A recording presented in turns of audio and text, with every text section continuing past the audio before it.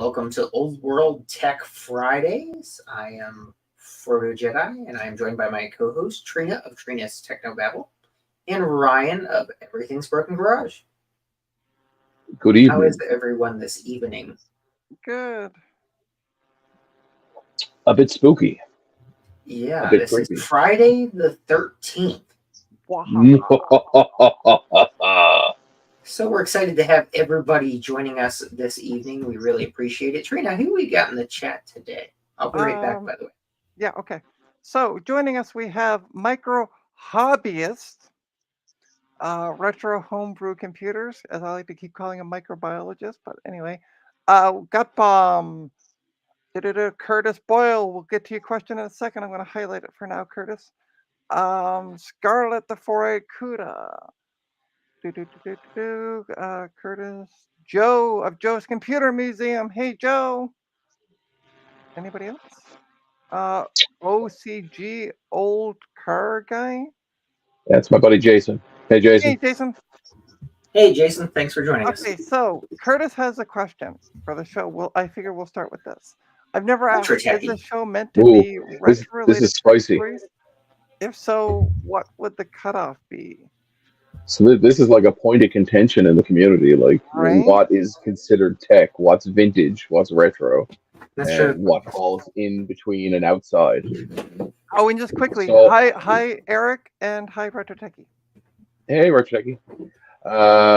Yeah, so I mean, for me, I kind of look at it the same way I look at cars. So 15 years is sort of vintage for me. Retro would be like 25 years, or vice versa, depending on how you want to use those terms. Some people use them interchangeably. But yeah, between 15 and 25 years is sort of my idea of things that are considered old. Right? If they end up in a textbook for high school history, that's when you know they're vintage or retro. Right. It depends. Like, it depends on who you're talking to. Like, I went on a huge rant one day about installing DOS on a computer for some customer who was really high maintenance for the request. And the girl that works with me, who's 25, looks at me and says, "What's DOS?" Now, I don't consider DOS. You died a little inside it, didn't you? I did. A huge chunk of me just went, oh, because if you think about it, up to Windows ME, Windows was based on like was the front end for DOS. Yeah. So, and I don't think, and to me, ME seems like yesterday, right? The 1999 2000 area. I'm like, oh, that was just a few years ago. 25 years ago at this point. Yeah, right.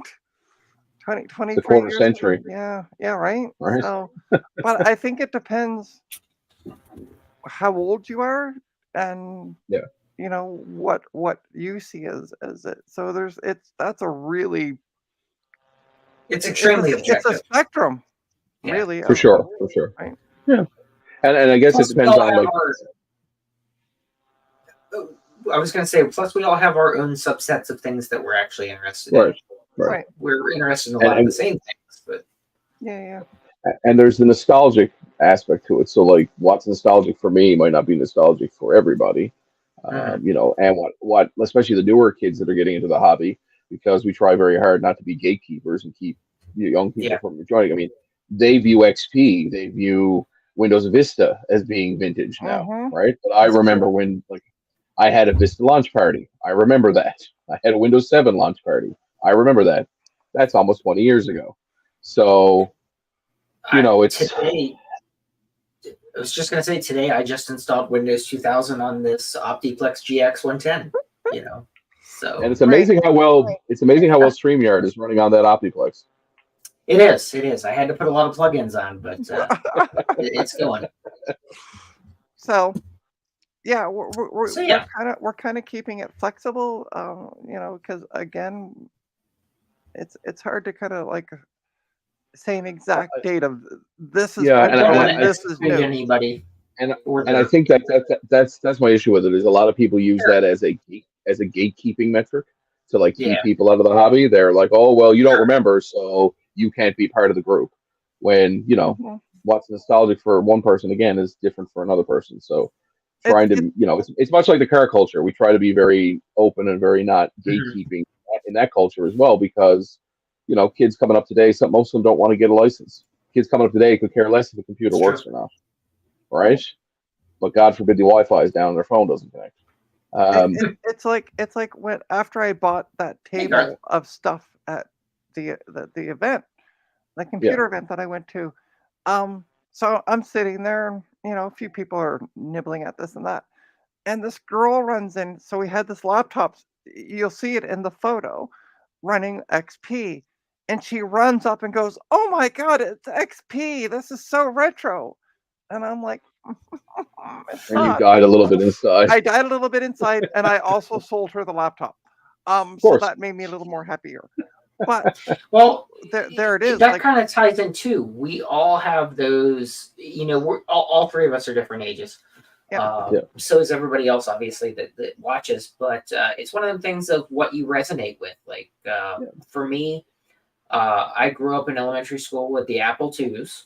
And then we've got some LCs, some of the smaller pizza box LCs, and then they started with Dells in middle school. In the computer labs, they switched to Dells at that point. So it's all things that we have one of those personal connections with. What that when you think about older computers, what is it that you grew up with? I mean, I can remember that we had a C64, but I don't have any memories of doing anything with it other than turning it on. I just don't remember.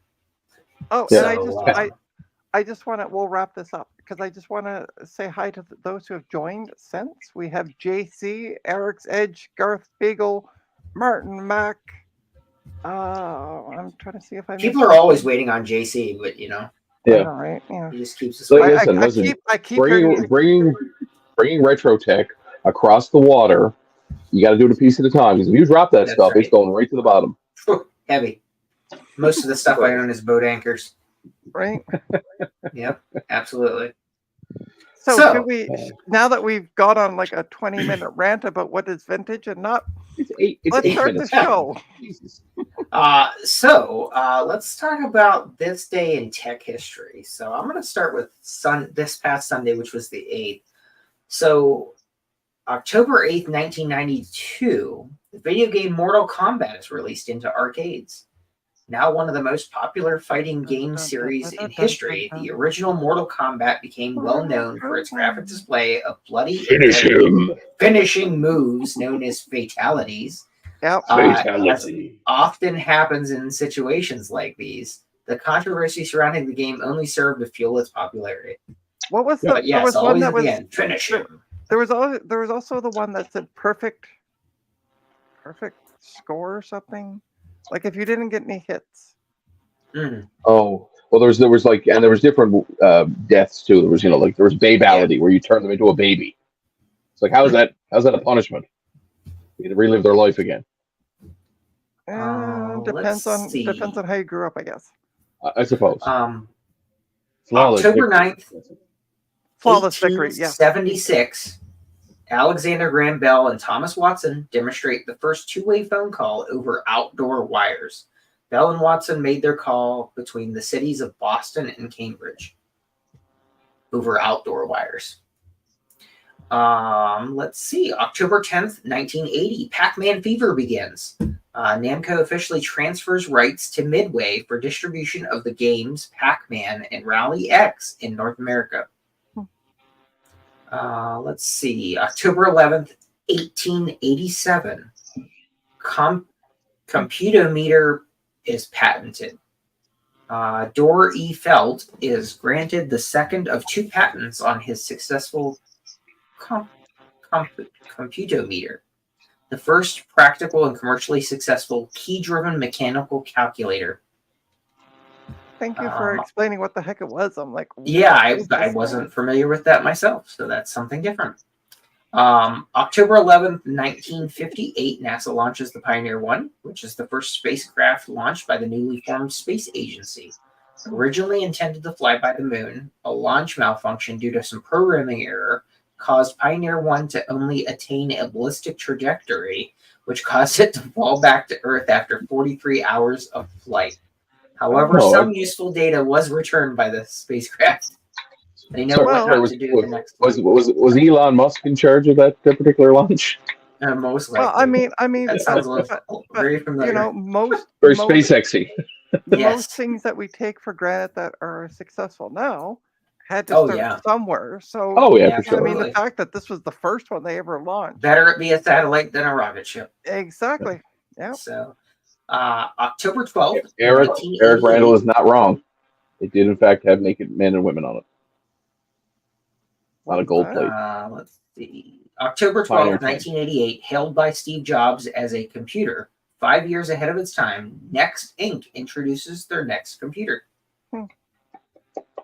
And October 13th, 1983, Ameritech Mobile Communications executive Bob Barnett makes a phone call from a car parked near Soldier Field in Chicago, officially launching the first cellular network in the United States. That was only in 1983. So that's this day in tech history. Wow. I'm surprised there was no werewolves involved on the 13th. Yeah, exactly. Sorry,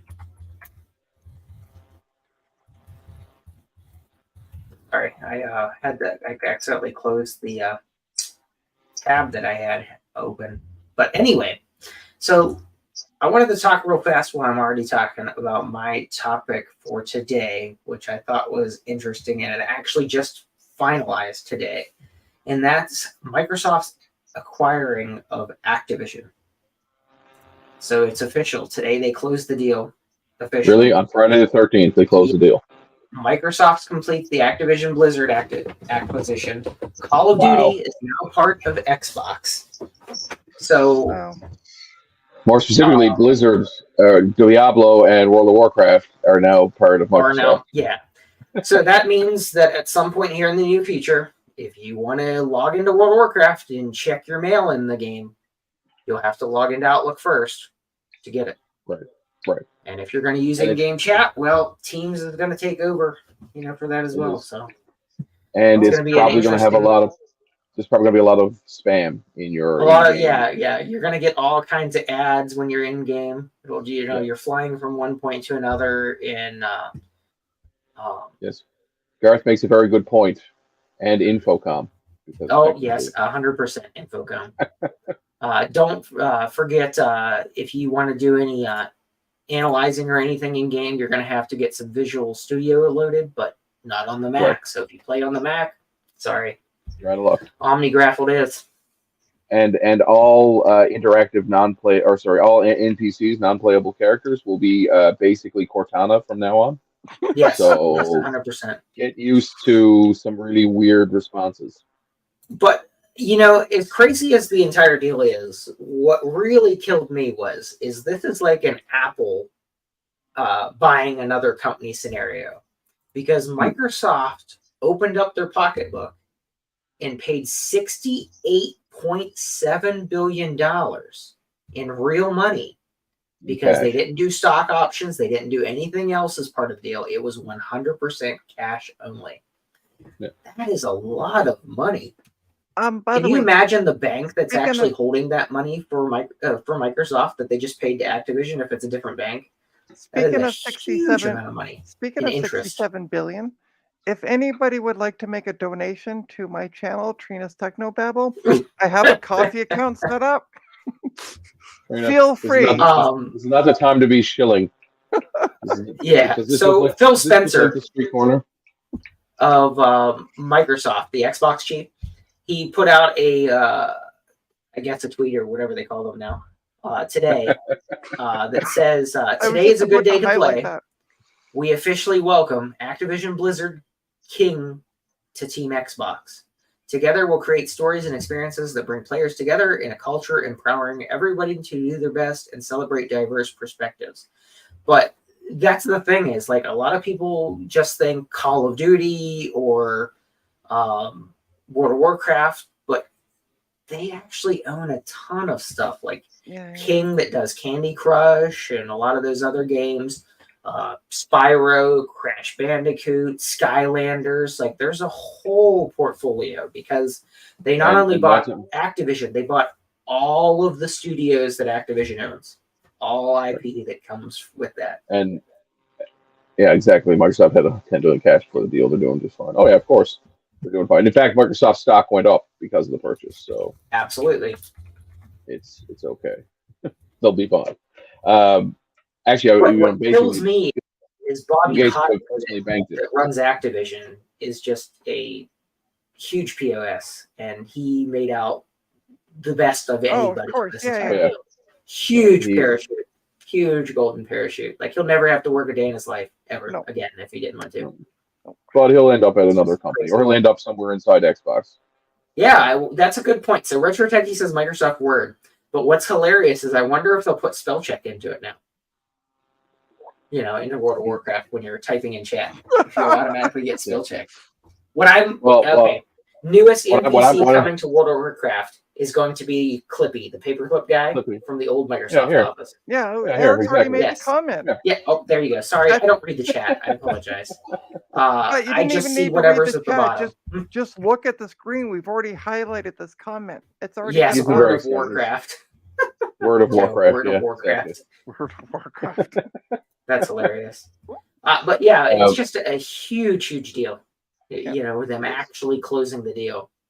Because there was a lot of I'm actually surprised they were able to get through the red tape, if I'm honest. Me too. But in the EU. I truly believe that at some point in the not too distant future, Microsoft is going to have to cleave off the Xbox brand to its own separate company. Yeah. Mm-hmm. Because it's becoming a bit of a behemoth now. And once you bolt in all the AI stuff and they start integrating that into everything, it's going to be an interesting time. My question is what are they going to do with all the kids in the chat in Call of Duty? Because that is a toxic place to exist. 100%. 100%. If you want to hear a bunch of new curse words, I recommend you head over to to any lobby in any Call of Duty game. Good times. So yeah, cool. That's a lot of money. Yeah, that's what I said. I mean, that's an all cash deal. That is a huge amount of money transferring from one bank to another. That's a lot of lost interest. Yeah, that'd be fine because whatever bank it is. Yeah, I told them to buy Activision. Yes, that is very plausible. Skynet. AI is the equivalent of owning a Magic 8-ball in this day and age. Speaking of Magic 8-balls, I went to a person's office, and on their desk was a Magic 8-ball. Nice. I have one of those somewhere. Random fact. Fun little side note: don't drink the liquid inside the Magic 8-balls. It's highly toxic. Oh yeah, no. That's not a good idea. Should we say, how do I know? Like, is this a how do I know moment? Well, I used to have hair, and now I don't. So read into that like you will. Okay. So yeah. Anyway, awesome. So we're gonna move on, I guess now. So who wants to go next? I'll go. I have a spooky story, but Trina's got an even spookier story. Go, Trina, go. All right, hold on. I gotta share my screen. Present. Share screen. Arms. Let me just get my screen shared. Here we go. So, can everybody see my screen? Mm-hmm. Okay, perfect. So, the infamous Friday the 13th virus. Does anybody remember? Does anybody remember this? I can't see the stream, so I don't know if anybody's saying I do not. Okay. I remember it. So Jerusalem and its variants have thankfully become obsolete, but we have much more sophisticated hacks and malware to deal with. So the Friday the 13th, to some this day just comes and goes like any other day. To others, it's almost a virus itself. So this was a virus. The Friday the 13th virus is actually called the virus Jerusalem and was first created in 1987 with one objective in mind. The virus created one destructive payload that was set to activate on Friday the 13th on all years except, oddly enough, 1987. So how did it work? So this was actually for DOS. It silently infected the .exe and .com files under MS-DOS. cause computer systems to slow down due to increased memory usage. The Friday the 13th would infect computers through the use of CD-ROM, floppies, and email attachments, and every year. I don't understand that part of the sentence, but okay. On Friday the 13th, all the programs and files that were being used would be infected and removed, confirmed by the disassembly below, except in 1987. So how do you avoid the virus? Just don't get it.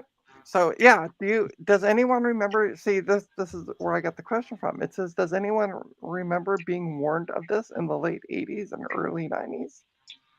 I remember reading about it. Okay. After the fact, because obviously I was quite small then. Yeah, I don't remember this at all. Apparently, to some experts, would suggest changing your system clock so that your computer would actually avoid Friday the 13th and skip right to the 14th. However, the malware was slowing your system down and reducing your memory every other day of the year. So this method may have not been the most effective. But this is a prime example. Oh, sorry. Go ahead. I want to point out. I feel like an AI wrote this article, just by some of the things. It kind of feels like it. Yeah. Yeah. Sorry. Completely unrelated, but kind of related. Yeah. This is a prime example of prevention prevailing overreaction, the ability to detect the virus in your system before it was able to infect and delete your files would have been extremely useful. Unfortunately, back in those days, there were not many tools that would have allowed this. So, but now we have protection, with Windows, it's automatically Windows Defender. Yes. Jerusalem and its variants thankfully have become obsolete due to modern operating systems. However, now we have much more sophisticated hacks and malware to deal with. So, if anything, this old virus taught us, it's that prevention is key. So. And be careful of sharing that floppy. Right. That's true. And I got a bunch. I can remember in school where we weren't allowed to take floppy disks home anymore. Schoolwork or flash drives once it got to that point. We never. Yeah, it's weird because when I went back to school, we were told make sure you have at least a 1 gig flash drive. Mm-hmm. So they didn't seem to. But this was what we were running, Windows XP back then. So I guess we had, and it was post obviously all this issues. So we would have had active. It's funny. Just to append to that and talk about flash drives, I was in downtown St. John's, probably 2 weeks ago we were just walking downtown. It was sort of the last of pedestrian mall time, and just checking a few of the shops to see what was coming up for Christmas, because they had some Christmas stuff out. And I noticed on the ground every 10 or 15 feet, there were USB jump drives just scattered. And I was like, this is awesome. This is clearly somebody attempting to social engineer and infect something, right? Because they were brand new flash drives. You could see that they hadn't been on the street for very long, and they were the exact same brand. And it was it's like the person dropped them out of their pocket every 15, 20 feet. So that's interesting. It's interesting. So the moral of the story is, for the love of God, do not pick up do not pick up floppies off the street, but also don't pick up drives on the street. It wasn't George Street, Retro Tech. It was Water Street. But you're correct, Eric. It was a DOS virus. Yeah, it was for MS DOS back in the day. Mm-hmm. Yeah. So it's interesting though that it didn't affect the execbat file, which you would think a lot of them went after. But I guess this was just going after memory. So. But I would also guess they're intelligent, so they try to avoid things that are known to be, checked by primitive virus scans. Right. Yeah. Cool. So I thought it tied in well with D. I mean, it's better than the Jason Voorhees virus, which literally would jump out of your computer with a machete and attack you. Or the Jason Bourne virus. Oh yeah. No, that would that would just jump around a lot, and then be try to be murdered by the CIA for some reason. Right. Yeah. There we go. Virus. Yeah. So for me today, I have a little story I want to share. So, first question I'm going to ask: does anybody know what this is? It's a computer. Yeah, that matches Yes, my obviously. findings. Obviously, does anybody know what type of computer? Yeah, one that turns on because I can see it on the screen. Funny guys. Funny guys. I have no idea. Hey, look, Yes, Trina, computer.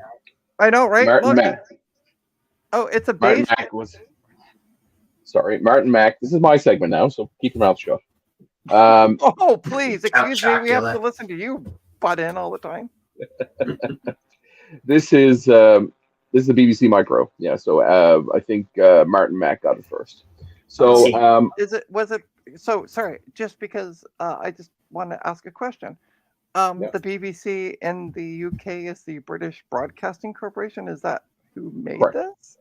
Yeah, it's their computer. Okay. So they were tasked with producing a 8-bit microcomputer for the British public, basically. I'll be right back. Okay. So yeah, so the neat thing about this is there's a fantastic story, and some of you may have already heard it.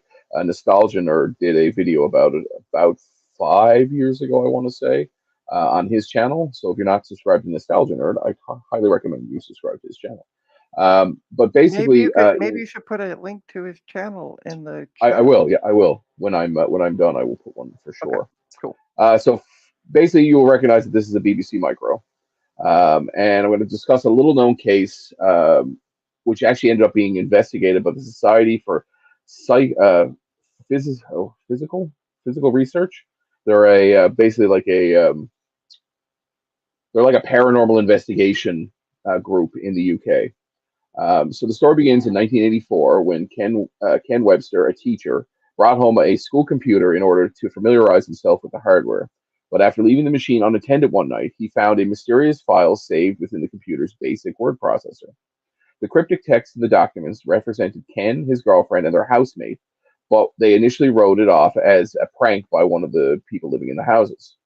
A few months later, when Ken borrowed one of the school's other computers again, once again a mysterious document appeared overnight while no one was using the machine. This time, the note was written in what seemed to be Old English and was signed off with the initials LW. After establishing a two-way dialogue with the unknown writer of the text, it was eventually established that LW was in fact Thomas Harden, a man living in 1520, who was able to talk into this mysterious glowing device he was given to him by a visitor from 2109. These words were transmitted to 1985, where the message would appear as text on Ken's computer screen. For the next few months, Ken continued this conversation with across time with Lucas, and later the mysterious contact. With Thomas. Later, a mysterious contact simply called himself 2109. The events became the subject of Ken's book, The Vertical Plane, which was published in 1989. The whole story you can find it in the Nostalgia Nerds video, which I will link right now in the chat. And it's actually it's actually only a year ago.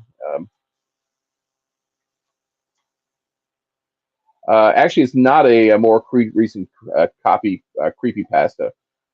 It's actually been around for a while. You can actually, because I looked it up, you can actually buy this guy's book. It did come out in 1989, and the local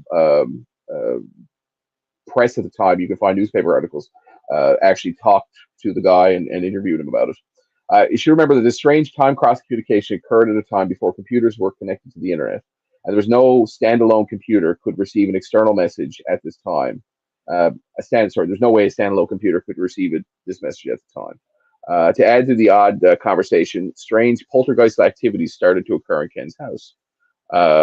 Whatever was going on, no one had a definitive explanation of the source of the more than 150 messages exchanged. Even the team that researched it were stumped, and an official report was never filed.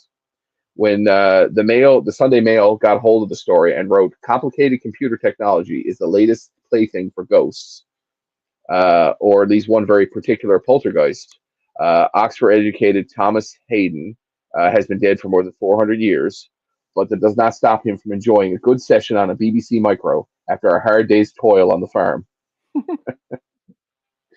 But for a 16th century gentleman who should not know a floppy disk from a codpiece, his mastery of the 20th century scientific skills is rather impressive. So if you guys get a chance, you should watch Nostalgia Nerd does a fantastic video. I just linked it there in the chat. But yeah, it kind of brings up my question is as you know, we have things like haunted cars. There are stories of haunted bridges. There's stories obviously of haunted houses and haunted dolls and things like that. But you know, are there haunted computers? No. Do ghosts like to play with computers? Here's the real question: do ghosts exist? And here's the real answer: no. As someone who has experienced things in my life, I will have to disagree that we don't know everything. And just because you can't put a pin in something and say it is a physical, thing, or because you don't have proof of it, that it surely couldn't exist. We didn't have proof atoms exist, but we know they exist, right? So I'm going to say actually, we do have proof that atoms exist because it comes on my streams. Not that atom. Atomic atoms. Anyway, it's interesting, and I just wanted to open up some discussion maybe in the chat about. So did they ever find out who was actually doing the chatting? No, because it never occurred while anybody was home. That's the issue, and there was no way for anybody to get access to the machine because it was pre-internet, right? It's not like he had it hooked up to a modem. He didn't even have it hooked up to a phone line. So that's the interesting. And we're watching Nostalgia Nerd. It's pretty cool. But yeah, you know, I'd say it's neat to think maybe that, you know, on a different plane somewhere, there are, you know, people wanting to reach out, and maybe technology is one of the easiest ways for them to reach out. And hi, big bad biologist. He just popped in the chat. So. Yes, he does have a creepy classic too that is definitely at least cursed, if not haunted. And Sean from Action Retro definitely has a few cursed machines. But are any of them I see Adam McGee is also in the chat as well. Sorry, I'm just catching up. Yes, Adam joined. But yeah, if anybody has any stories about any sort of, you know, spine-tingling events that occurred to them while in and around computers, or, you know, messages from beyond that appeared on their computers, you know, we talk. Oftentimes you'll hear about calls from people that have died, right? Or visitations from people who had just died. So maybe this is, you know, maybe instead of Nan giving you a shout on the phone to let you know she died, maybe Nan fires an email or a quick text message, right? So anyway, that's the story. There was a company locally that did these things called memory medallions, where it's like a flash drive they put into your tombstone, to where you can take this little device and you scan it, essentially. It was like an NFC tag, and it gives you all their information, or a personal message or something, you know, for family members. Okay. Yeah, they called them memory medallions. It was something that was marketed locally. So that seems like a great way to go late at night to a graveyard, knock all of them out, put your own QR codes in them. Oh my gosh, yes. Near field something crazy. Just take over everything. No, yeah. all just Rick roll the entire graveyard is just Rick. The whole place. That would be funny. Anyway, so that leads, I guess, into my last segment, which I'll briefly touch on, which is one we call Green with Envy. This is where somebody submits a new find or a new purchase. Oh, just before you go on to your new. Sorry. I think Martin Mack kind of has the inside, because if I'm not mistaken, he's British. So he would recognize the BBC Micro before us that is North true. Americans. What did he say though? Remember Martin Mack was, you're like, Martin Mack's the first to figure out that it's a BBC. Oh yes, yeah. Blah blah blah. Micro, okay. Right, gotcha. And I'm like, if he's British, he should recognize it over us. So, Green with Envy.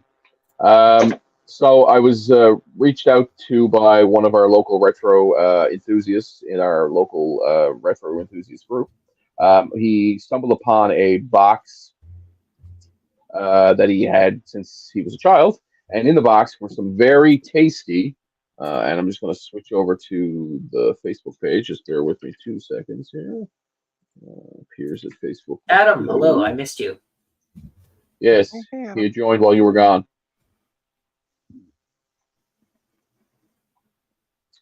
Just bear with me a second, ladies and gentlemen. Ladies and gentlemen. Wake me when you get done. Aha, here we are. We're still in war. So, oh, I know. I'm just getting it. Yeah, sorry. This reminds me of Stargate Universe. Yeah. They were on the ship, and that's all you saw out the windows. So, a local fellow found his collection of big box PC games from when he was a kid, and they are in pristine, and I emphasize pristine shape. I've actually suggested he get a couple of them evaluated and graded by WADA or VGA, just because they are in such great shape. So this is Half-Life, and you can see Half-Life comes with everything. Yeah, like WADA, yeah, but it's WATA, I think. It's the people that rate video games and like collector cards and that kind of stuff. Copy of Tomb Raider in the nice triangle box. OG Tomb Raider. I don't know if anybody remembers this game, but this was one of the funniest games I've ever played. When you would first load it up, it would ask you like EULA questions, like end user license questions, but then they would start getting more and more absurd, and there was literally like 100 of them you had to answer before you could get into the game. It was pretty fun. So what is like that place where I can go and buy a Scottish title online, and that makes me a lord? No, I don't think it is. Maybe they offer that service. Or the Star Registry. They just rate games. Like they'll take your thing and they send it back in a nice acrylic case with a rating in it. Yeah, I'm sure you've seen rated. I am. But everybody in the comments is saying that they're BS. They are, but so I just had to pile on with the Star Registry or the Scottish Lords or whatever things they sell online, or that you can buy property on Mars. Yeah, of course, yeah. Or moon currency. Oh, can I go? Can I go live with Mark? Mark, what was his last name? The character that was in The Martian. The Martian, Mark Watney. Wahlberg? Watney. Mark Watney. Look at this copy of Twisted Metal. Look at this copy of Twisted Metal 2. It's like. Yeah, me too.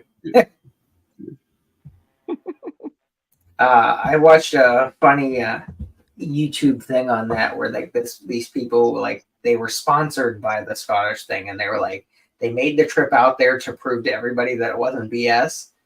And like the very next YouTube thing that was uploaded was like this guy that's actually asking people from Scotland. They're like, "Yeah, what a load of shit." Yeah. And this is actually the game that I want. I'm hoping to purchase this one.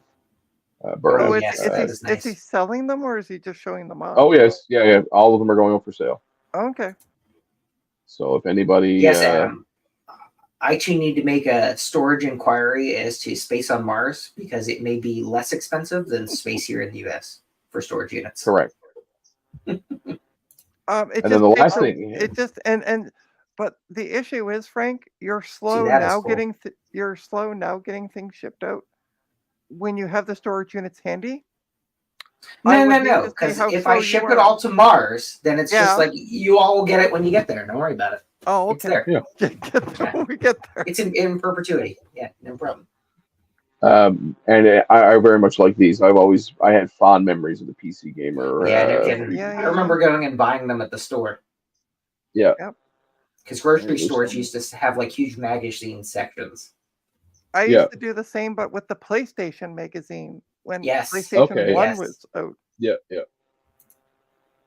Anyway, so this is his collection. Like I said, a lot of it's going up for sale, or most of it's going up for sale. But I thought it was pretty cool to have some pretty. That's true, Gutmom. I remember reading them for free at the store. I used to see people standing there all the time, just reading them in the store. Right. So Sorry, growing go up, ahead. my father ran or was part of a business that sold magazines at like 2 Aldi stores that sold magazines Right. and books and stuff. So I used to get the PC Gamer magazines for free. I literally would have Oh, that's stacks cool. of them. And I remember about 15 years ago, I threw all of them out, and I've regretted that decision heavily ever since. Well, that's like the National Geographic magazines. Holy crap! I had dozens and Oh yeah. dozens of those things around. I just have. Now, I we just have. all know why you had those, Frank. Yeah. Oh my gosh. I still have. I have 3 editions of National Geographic. 2 of them cover the Titanic, and 1 is from my birth year and month. Yeah. Cool. And that's I what just 2 saw of them have. Macari. Somebody has the entire. So it's a collector's edition set of National Geographic magazine, but it's all the CDs, the digital archives of everyone since from beginning to end. Yeah. Oh And wow. it comes in a nice cherry box. Yeah. I was like, we oh, that's we have cool. a copy of that at school. Yeah, we have it. Yeah. It's from like the beginning to like 2000, I think, is when it or 2002, whatever the 100 anniversary. They're ending National Geographic. This was the last year. So it was already it's already done. It's done. No, they've been winding down staff over this year, and so I know that by the end of the year, it's just done. They did a huge firing there about a month and a half, 2 months ago. Yep. Does anyone even still buy magazines? I don't think I so. do. I'm sure old people I do for certain things. Like there are certain special edition magazines that will come out for like a certain car that I want to look at, or but even like I can remember at GameStop switching my subscription from Game Informer magazine from the print version to digital, and I just stopped reading it completely. Yeah. I still though, even like with books and stuff like that. There you go. Yeah, I suppose. Yeah, that's fair. Like you want. Oh, this is true. Juice GS is an active Apple magazine. That's 100% true. I just haven't been in. I don't remember the last time I've been in a store that sold magazines anymore. Yeah, I find too that the magazine quality has gone down in the even previous. Right, like Popular Mechanics is not the Popular Mechanics of the 90s, which is not the Popular Mechanics of the 80s and the 70s. Right. Yeah. It's been dumbed down. Right now, it's like I don't even know if they still do it, but like I remember picking up one and reading it, and I was like, "Wow, this is like for grade 8 people to be able to wrap their minds around." There's no real scientific, mechanical. Right. And I think you missed it, but we were talking about Microsoft earlier, and I went and grabbed my Microsoft mug. Oh yes. Freak in the sheets. Oh, freak in the sheets. Microsoft Excel. Spreadsheets. Yeah, that's hilarious. I saw it, I had to buy it. I was like, that's so cool. Where did you get that, by the way? It was that Chinese place. AliExpress. Temu. Oh, the new, yeah. Yeah, it was like $2, $3. The new AliExpress. Yeah, pretty much. There's a new one that comes out every year, it seems like. But I just thought it was hilarious. And I'm like, oh my gosh. It does have a memory leak, 100%. Yeah. I mean, you don't even want to try functions and auto sum on this thing. No. I don't even think about running macros. Macros, forget about it. Yep, absolutely. Power BI, no integration. No. Only the desktop version works, not the web version. That is a nice television. And can anyone? We all know it is, but no one's guessed the movie yet. It's Night of the Living Dead. Oh my God, Trina! Someone's got to guess it. Jesus Christ! I did guess it. There was in the comments. In the comments. Oh, this is not for your benefit. Trina, my buttons aren't working. Try and see if you can make Ryan big. Oh yeah, hang on. Well, Ryan can make himself big. I tried it. I don't know what I did. There you go. There we go. Now everybody can see. And we'll this scene, it's actually George A. Romero's actually in this scene. It is hard to really see though. Question: is it really green and black in real No, life?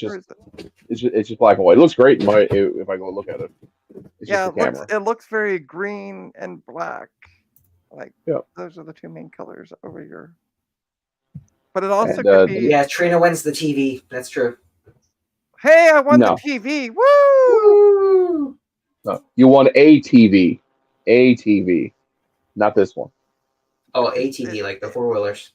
Or is Yeah, it like, you want or to do I win? Or do I win like the That's A pretty cool. team? No, you get the Tim Trina Hortons. loves it when the plan comes together. Right. You get the Tim Hortons television that I have. Oh, ooh, okay. Why play a black and white movie on your new Trinitron? I'll take that any day of the week. Because Adam, it was the only thing I could burn quick enough to a DVD, and that's true for Friday the 13th. Yeah, I was trying to find a copy of the 1990 remake, but I didn't get it in time. I'll take that. If you don't want that Tim Hortons monitor, we need to talk. Yeah. Does it come with Timbits? It doesn't. I want some Timbits with it. It comes with every input, though. It literally has every input. That's pretty cool. Yeah. Pretty cool. Yeah. Speaking you of hook Tim Pong Hortons, up to the TV. No. So no, I had put a gift card that when I was cleaning off the table, which you'll never guess behind me, to put all these boxes on it. I found a gift card and I'm like, oh, I should take that to Tim Hortons. So Wednesday I took it in. I'm like, I just want to see what's on it. I'm figuring 40 cents, $19. Mint. I'm like, I will be buying my coffee with this for the rest of the week. Doesn't have CGA input.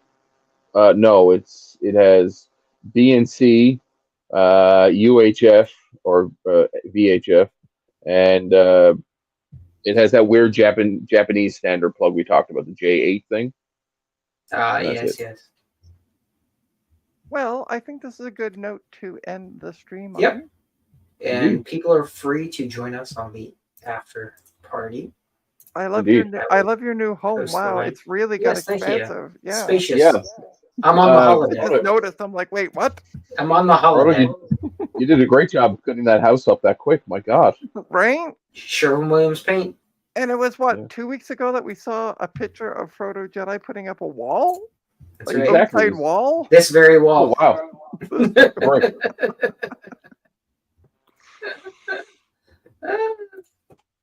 No, I was playing with filters while you were showing your thing on full screen.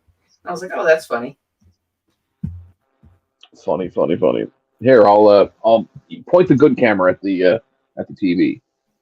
Oh, there you go. That's better.